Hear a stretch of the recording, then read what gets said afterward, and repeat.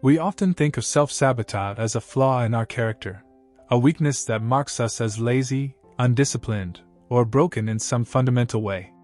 But Carl Jung, the Swiss psychiatrist who spent his life exploring the hidden depths of the human mind, saw it differently. To him, self-sabotage was not a moral failure. It was a message. A message from the deepest layers of our psyche, a voice calling from beneath the surface of our conscious life, trying to remind us of something we would rather not see. Jung believed that the human mind is not a simple machine that obeys reason. It is a vast and complex landscape, full of forgotten experiences, suppressed emotions, and hidden desires. Beneath the life we present to the world, there is a shadow, a part of us that contains everything we refuse to acknowledge. We bury it because it feels shameful, inconvenient, or dangerous. But the shadow does not disappear simply because we pretend it is not there. It waits, and when ignored for too long, it finds its way back into our lives in indirect and often destructive forms. This is where self-sabotage takes root. When you find yourself procrastinating on something important, when you destroy a relationship just as it begins to feel meaningful, when you turn down opportunities you secretly long for. Jung would say that the shadow is speaking. It is as if a hidden part of you refuses to cooperate with the life you are trying to build.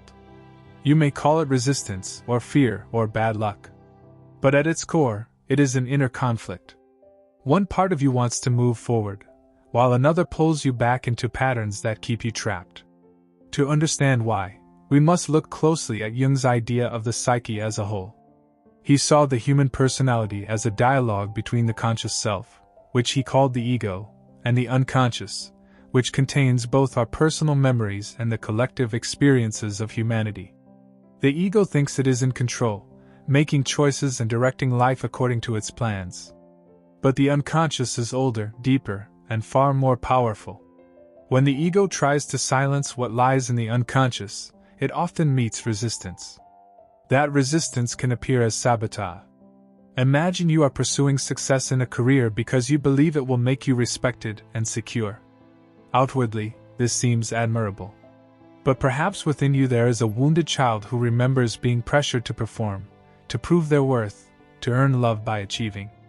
If that child is unheard, the pursuit of success will trigger an unconscious rebellion. You may miss deadlines, lose motivation, or even act in ways that ruin your own progress. From the outside it looks irrational. From within, it is a cry for recognition. The unconscious is saying, you cannot move forward until you face the pain you carry. Jung insisted that until we make the unconscious conscious, it will direct our lives and we will call it fate. This is one of his most powerful insights. We believe we are choosing, yet often we are being led by unseen forces within ourselves. Self-sabotage is not simply a mistake or weakness. It is a symptom of something unhealed. It is a signpost pointing to the parts of us we have neglected. This is why self-help advice that tells you to push harder, to simply stay disciplined, so often fails. You can whip yourself into short bursts of effort, but the deeper conflict does not disappear. The shadow does not obey commands. It must be integrated. Integration does not mean destroying the shadow or denying its existence. It means listening to it, understanding it, and allowing its truths to become part of the larger whole of who you are. For Jung, the journey of life was the journey of individuation. This is the process by which we become whole by reconciling the different parts of our psyche, both light and dark. Self-sabotage, painful as it may feel, is one of the ways the unconscious forces us toward this path. Every time you fall into destructive patterns, every time you betray your own goals, there is an opportunity hidden within the pain. The opportunity to turn inward and ask, what part of me is still unseen? What truth am I avoiding? What aspect of myself is asking to be integrated? When you view self-sabotage in this way, it begins to lose its shame. Instead of condemning yourself as weak, you can begin to see yourself as a whole human being carrying wounds and contradictions. You can see your setbacks not as proof that you are broken, but as signs that something within you is ready to be faced. Jung's vision was not about quick fixes or surface-level strategies. It was about a deep reconciliation between the self you know and the self you have forgotten. And yet, facing this truth is not easy. The shadow holds things we have spent our whole lives avoiding. Old hurts, humiliations, impulses we were taught to despise, feelings we never admitted even to ourselves. To confront them means to walk into uncomfortable territory. This is why so many prefer to remain caught in cycles of sabotage rather than face what lies beneath. But Jung believed that true freedom comes only through this confrontation. Without it, you may achieve temporary success, but you will always feel a hidden weight pulling you back. As we begin this exploration together, remember this: self-sabotage is not the enemy. It is a teacher. It is the psyche's way of showing you that something inside remains unresolved. When you approach it with curiosity instead of judgment, you open the door to a deeper understanding of yourself. And in that understanding lies the possibility of growth, of healing, and of becoming whole. To understand why self-sabotage takes hold so deeply, Jung asked us to look back, far back, into the early years of our lives. He believed that the seeds of the shadow are planted in childhood, when we are most vulnerable, most impressionable, and most desperate for love and belonging. Every child comes into the world with a wide spectrum of impulses, emotions, and possibilities. A child can be joyful and angry, curious and fearful, generous and selfish, all within the same hour. This wholeness is natural. But the world rarely allows a child to express it freely. Parents, teachers, and society impose rules. They reward certain traits while punishing or shaming others. A boy who cries may be told to toughen up. A girl who asserts herself may be told to quiet down. A child who seeks too much attention may be scolded for being selfish. And so, piece by piece, the child learns what is acceptable and what must be hidden. This process is not always malicious. Parents do it out of love, hoping to shape a child who can survive in society. But to the child, every rejection feels like a threat to belonging. And so, in order to keep love and safety, the child begins to push parts of themselves into the dark. These parts do not vanish. They sink below the surface, into the unconscious. There they remain, alive but unseen, forming the shadow. Over time, the ego, the conscious self, grows around what is permitted. It identifies with the traits that won approval, the behaviors that earned affection. You may come to see yourself as hardworking, or polite, or strong, or kind, because those were the traits rewarded. But meanwhile, the opposite qualities, laziness, anger, vulnerability, selfishness, have not disappeared. They are hidden. And when hidden for too long, they grow restless. This is why, as adults, we sometimes act in ways that confuse even ourselves. You may think of yourself as disciplined, yet find yourself abandoning your goals at the last moment. You may see yourself as kind, yet explode in sudden bursts of anger. You may believe you are confident, yet sabotage opportunities that would truly test your strength. These contradictions are the shadow breaking through. They are the disowned parts of you demanding recognition. Jung observed that the shadow is not only made of qualities we consider negative. It can also contain positive traits that we suppressed because they were not welcomed in our environment. A child discouraged from dreaming may hide their creativity. A child shamed for standing out may bury their uniqueness. Later in life, these hidden gifts can emerge in distorted ways. Self-sabotage may appear not only as destructive failure but also as an unconscious rejection of opportunities that would awaken our forgotten potential. Consider someone who dreams of being an artist but was told from an early age that art was worthless, that they should pursue something practical. They may choose a stable career, one that earns them approval and respect. Yet whenever they approach success, they feel an emptiness, an invisible resistance. They procrastinate, make mistakes, or quietly undermine themselves. Beneath it all lies a shadow that contains their silenced creativity, calling out from the depths, refusing to let them settle for a life that ignores it. When Jung wrote about this, he did not speak in terms of blame. He did not say parents or society are villains. He understood that this is the human condition. Every culture, every family, every individual shapes the shadow in their own way. But he also believed that healing is possible, and that the struggle with self-sabotage is an invitation to begin that healing. This healing begins not with condemnation, but with compassion. Instead of scolding yourself for your failures, you can pause and ask, what is the hidden part of me trying to say? What am I refusing to acknowledge? What truth have I buried for so long that it now disrupts my conscious plans? In that moment, you begin to step into the process of individuation, the journey toward wholeness. Jung emphasized that individuation is not about becoming perfect. It is about becoming whole. It is about learning to live with the light and the shadow, to embrace the complexity of who you are rather than pretending to be only what is acceptable. Self-sabotage, painful though it is, becomes the doorway to this process. It reveals the fault lines in your psyche, showing you where reconciliation is needed. And yet, we must be honest, this path is difficult. To face the shadow is to face everything you once ran from. It means revisiting the moments of shame, the memories of rejection, the feelings of anger or sadness you were told to suppress. It is no wonder that many choose to remain in the familiar cycle of sabotage rather than confront this discomfort. But Jung would remind us that the cost of avoidance is far greater. Avoidance leaves us divided, half alive, chasing goals that never satisfied because they are not aligned with the fullness of who we are. To break this cycle requires courage. It requires patience. And above all, it requires a gentle willingness to turn toward the parts of yourself you least wish to see. For in those parts lie not only your wounds, but also your greatest potential for transformation. The shadow does not speak in direct words. It does not announce itself clearly or politely. Instead, it slips into your life through patterns, through symbols, and through the unconscious movements of your daily behavior. Jung often reminded us that what the conscious mind refuses to face, the unconscious expresses in other ways. And so, if we want to understand why we sabotage ourselves, we must learn to listen to these hidden languages. One of the clearest languages of the unconscious is repetition. When you find yourself living the same cycle again and again, despite your best efforts to change, you are witnessing the work of the shadow. You leave one relationship only to find yourself in another that carries the same pain.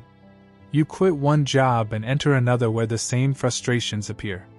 You promise yourself that this time will be different, yet the story repeats with uncanny precision. Jung would say, the unconscious is showing you a wound that has not been healed. Until you face it, you will meet it again in new forms. Dreams are another language of the shadow. Jung believed that dreams are not random nonsense but messages from the unconscious, speaking in symbols that the conscious mind often resists. A recurring dream of being chased may reflect a part of yourself you are trying to outrun. A dream of falling may symbolize a fear of losing control. Sometimes, the very figures that appear as enemies in dreams are fragments of your own shadow, demanding recognition. To ignore them is to miss an opportunity for self-understanding. Projections are perhaps the most subtle and powerful way the shadow enters our lives. Jung observed that what we cannot accept in ourselves, we often see exaggerated in others. The traits we most despise in people around us often mirror the parts of ourselves we refuse to acknowledge. When you feel intense irritation or hatred towards someone, beyond what seems reasonable, it may be because they are carrying your projection. They become the screen onto which you project your shadow. This is where self-sabotage often hides in plain sight. The boss you cannot stand, the partner who feels suffocating, the rival who fills you with envy, they may all be reflecting something within you that has gone unrecognized. Instead of learning from the projection, you push harder against it, cutting off relationships, abandoning opportunities, or burning bridges. In the process, you sabotage not only your external life but also your chance to grow. For Jung, the work of self-awareness begins with recognizing these patterns. When you see yourself repeating the same mistakes, when you notice recurring symbols in your dreams, when you feel an overwhelming reaction to someone else, pause and consider, is this my shadow speaking? What part of myself am I encountering here? This shift of perspective transforms sabotage into a form of communication. Instead of a curse, it becomes a clue. But recognizing the shadow is not the same as integrating it. Many people become aware of their patterns yet still feel powerless to change them. Jung cautioned that awareness is only the first step. The deeper work requires dialogue with the unconscious, a willingness to sit with uncomfortable truths, and a gradual acceptance of what has been denied. Imagine someone who constantly sabotages their romantic relationships. They may realize, after reflection, that they carry a deep fear of intimacy rooted in childhood rejection. Simply knowing this fear exists does not end the pattern.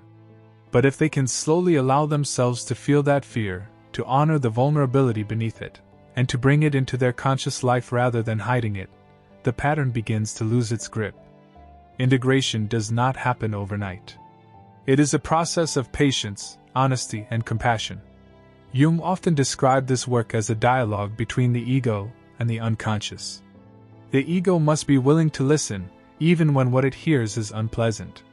This is why dreams, journaling, and deep reflection can be so powerful. They create spaces where the unconscious can speak. But the most important ingredient is not the method, it is the attitude. If you approach the shadow with hostility, it resists. If you approach with openness, it begins to reveal itself. This is where self-sabotage shifts meaning. What once felt like pure failure can become a signal. Every mischance, every repeated mistake, every destructive habit is an invitation to look deeper. You are not being punished by life. You are being guided by your psyche toward the parts of yourself you most need to see. And perhaps this is the most difficult truth to accept, that the very patterns you despise in yourself are not accidents. They are not meaningless obstacles. They are necessary lessons on the path to becoming whole. Without them, you might never turn inward. Without them, you might spend a lifetime chasing illusions, never realizing that the greatest battle is within. Once you begin to recognize the shadow in your patterns, your dreams, and your projections, the real work begins. Jung warned that simple recognition is never enough. To see the shadow is to stand at the threshold, but to step through is the work of integration, a work that requires courage, patience, and above all, honesty with oneself. Integration is not the destruction of the shadow. It is not about conquering the parts of yourself you dislike or locking them away forever. Instead, it is about bringing them into the light of awareness, giving them a voice, and allowing them to become part of the larger whole of who you are. Jung often spoke of individuation as the process of becoming whole.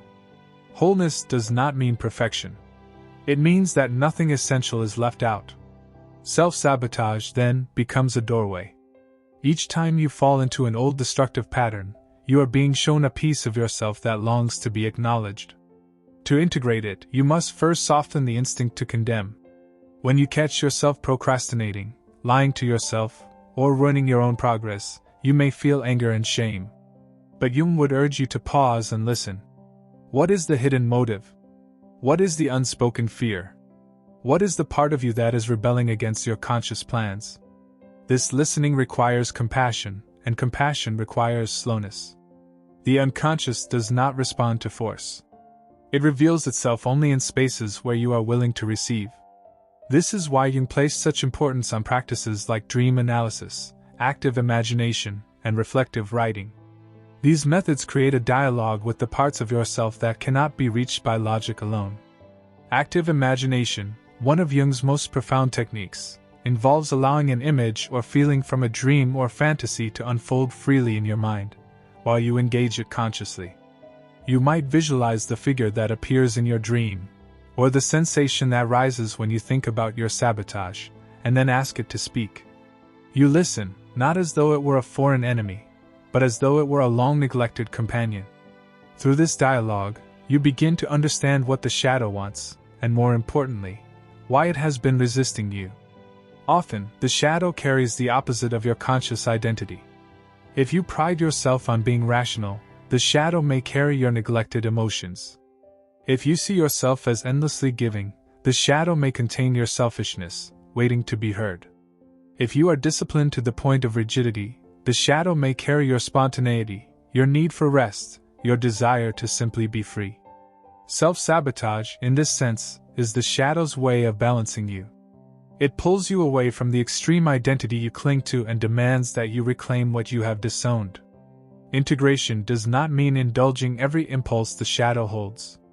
It means acknowledging it, finding a place for it, and giving it expression in ways that enrich rather than destroy.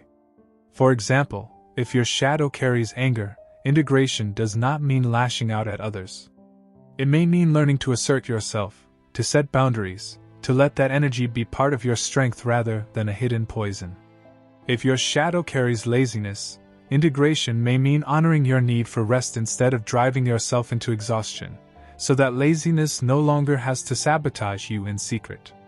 The beauty of this process is that what once seemed like weakness begins to reveal itself as hidden wisdom. The shadow is not only the container of wounds, but also of gifts. In the parts of yourself you once feared, you may find creativity, vitality, and depth. The very qualities that led you to sabotage may become sources of strength once they are brought into balance with your conscious life. But Jung was clear that this work is not a quick transformation. It unfolds slowly, often painfully, over years. Integration is a lifelong task.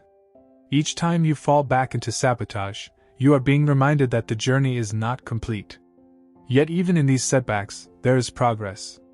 For with each cycle, you become more aware, more compassionate, more capable of holding the full truth of who you are. This is what makes Jung's philosophy so profoundly human. He did not promise a life free of mistakes. He did not claim that one could become perfectly whole and never struggle again. Instead, he showed us that the struggle itself is meaningful. Each act of sabotage, each conflict with the shadow, is part of the dialogue of the soul. It is how life teaches us to expand beyond the narrow boundaries of the ego and to embrace the fullness of our humanity. And so, when you see yourself falling once more into the same old patterns, pause. Instead of despairing, ask, what is being shown to me now? What part of myself is asking to be seen? Each act of sabotage is not only a wound. It is also a map. A map leading you deeper into yourself, toward the place where healing waits. We have followed the path from the first stirrings of sabotage, through the birth of the shadow in childhood, into the patterns and projections that shape our lives, and finally into the slow and difficult work of integration. But Jung's vision did not end with the individual alone. He believed that the struggle with the shadow was not only personal, it was collective. The same forces that sabotage our individual lives also shape the destiny of societies, cultures, and even nations. Just as an individual represses unwanted traits, so too does a society push away what it cannot bear to face. It hides its failures, its wounds, its contradictions. And just as in the individual, the shadow of society does not disappear.